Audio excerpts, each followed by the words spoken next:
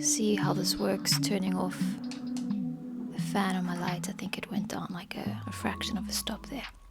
Right. Wales. A few months ago in March, I went with one of my closest friends, Timothy, and his wife, who is also one of my closest friends, and their little kid. We went to Wales. We road tripped there to just unwind, be in some green outdoorsiness, mist, fog, and just relax, chill, and drink wine in the evenings and go for drives during the day. I went with a normal digital camera, my S5, my 24-105 f4 lens. I've got this old Panasonic G something, I'll put it on the screen, which has been converted to infrared. I took that one too.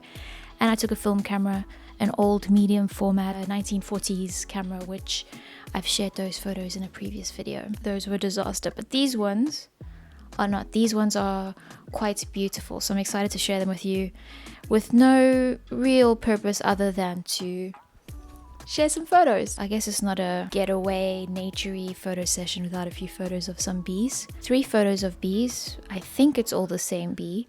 This one here is my favorite of the 3 of the bee passing by. It's not perfectly in focus. Yeah, not perfectly in focus, but it is. You can tell that's the subject of the photo. That is my main subject. It's probably the most in focus thing of the photo. So maybe it is in focus. And then this other one, spot the bee. Can you spot it? I'll give you 3 seconds, 2, 1. It's over here. There is the bee. Not in focus and not exposed correctly. So it's a photo of a bunch of flowers. And then here's the... I like this one too. I was kind of torn between this one of the... Is this a bumblebee? Of the bee flying out of focus into the distance. But this one over here is the overall winner, simply because this beautiful cyan in the background adds an overall beautiful balance of color, and it brings the bee right to the middle of the composition. Look at me talking about photos as if I'm some composition expert. I am quite okay at composition, but I'm not quite sure what it is that I'm doing right. I'm just... Sunset somewhere in Wales in an area called... I will tell you now. The word dog is in it. I think it's called something like Port Madog. I think that's how you say it. Because Port Madog. Beautiful sheep. More sheep. You know what I should have done for this video? I should have gone through my journal entry to kind of relive the entire time. Some moss and greenery just outside our cabin. I'll put some footage of the cabin here now. Oh, the rackets as well.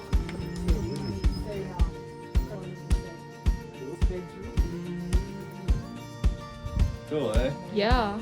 Super cozy. Just a lovely little getaway from the cold. So we'd go out for our day trips and be exposed to the cold. As fun as it was always great to get back inside, get home, go in, take the shoes off, warm up by the fireplace, make some food, drink some wine in the evenings, leave again to take some more photos at sunset. I don't know why I love this photo. Oh, I think I do know why I love this photo. It's we're passing by a sheep. We're driving past a sheep, and kind of calls to mind what is that impressionist photography. I might, in the final instance, just bring up the sky to be more on the white. So it's more of a black and white image more than it is a black and grey image right now. Or I might not. I think it is quite nicely balanced. Let's bring the screen brightness up. Okay, my screen brightness is down. Bringing the screen brightness up. It's quite white already. Do you guys edit your photos with your screen brightness all the way up, or do you take it down a notch? I'd be interested to know, because the way I do it is I edit with my screen brightness down, almost down to halfway, and then I'll just test it out when I'm done with the final edits, or about to finalize the edits. I'll take the screen brightness all the way up to see if it's too much. This is made during one of our drives through this beautiful landscape. It was about 3 hours of just driving through these small one-way roads, and whenever I got out of the car to take photos of sheep, they would come flocking in from the distances to see what's happening. They probably thought I was going to feed them, but they'd end up just staring at me like this dude over here. And then her friends came to gang up on me in a friendly way. They ganged up on me in a friendly way. They were just looking at me and then ended up looking like they were about to drop some badass album.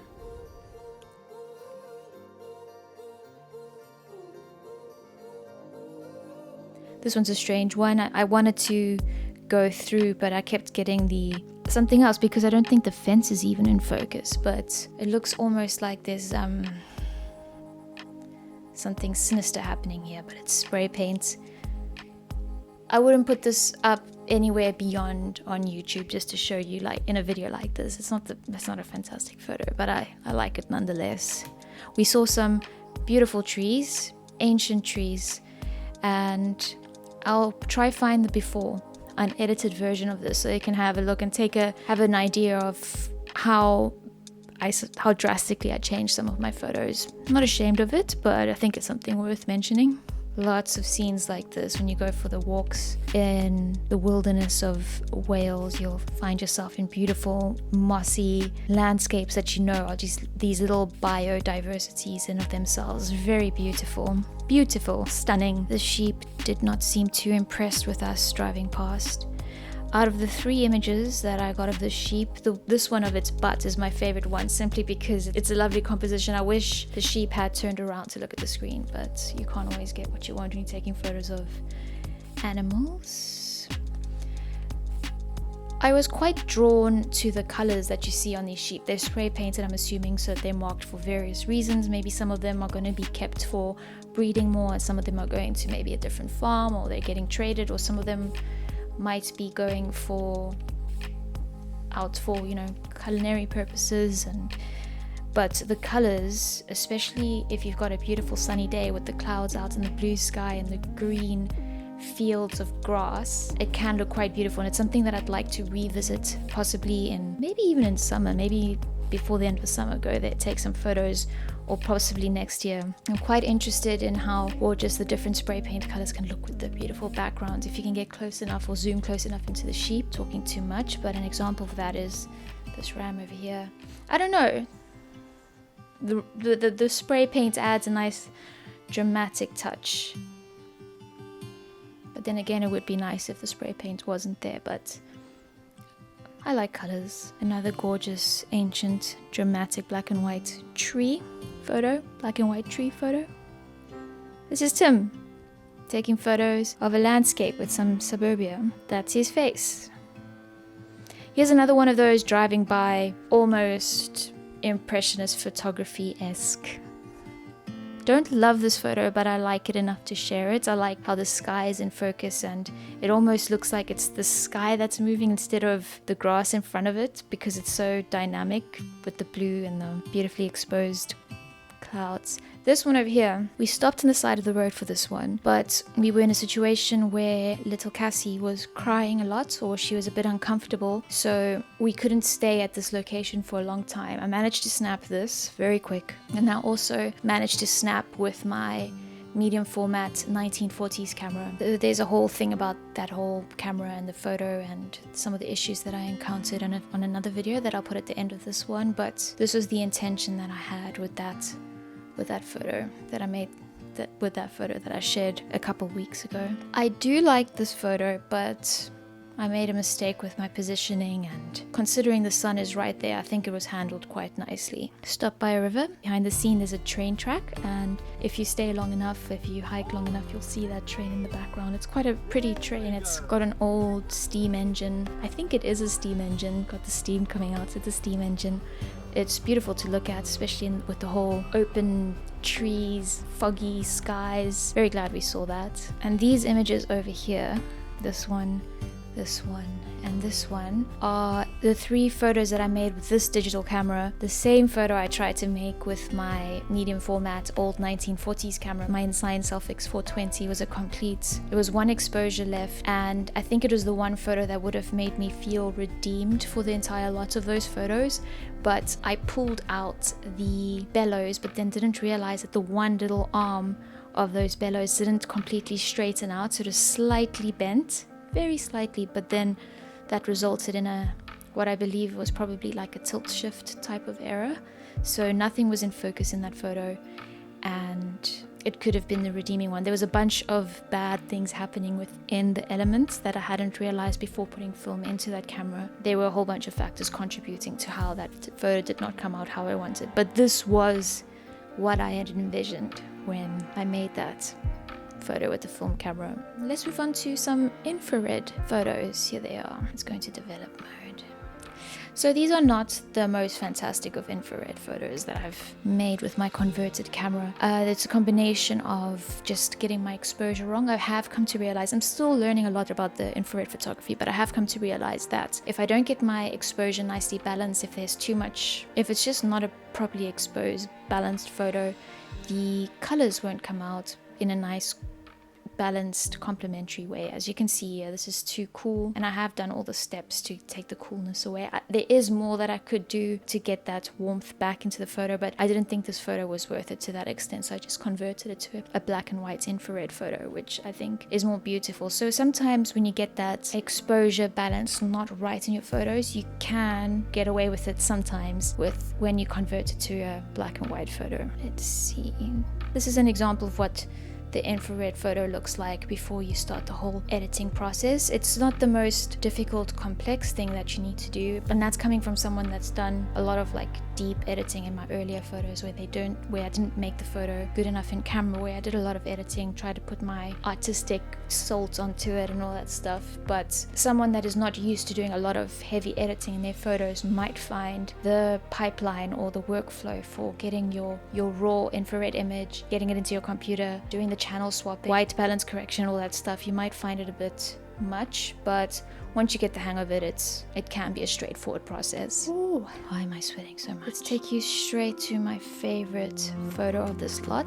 This one, the little lambs. I don't quite know what it is that I'm doing to get that nice green sky. Well, there's a lot. I'm still figuring out infrared photography, so I get some beautiful images that resemble a lot of stuff that I've seen online, but then I get stuff like this where I didn't intentionally want this color scheme, and it came out like this, but I think it's pretty cool with the magentas and that beautiful green, aqua green. No, it's not aqua, just a good old green sky. I desaturated the sheep lambs.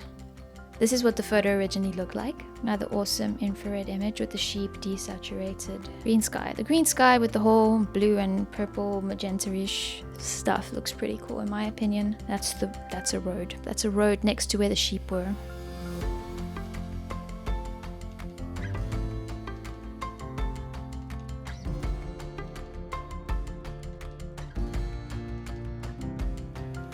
And that's it. Those are the photos from Wales. I hope you enjoyed them.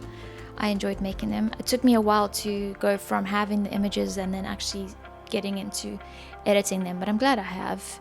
They're a lovely set of photos.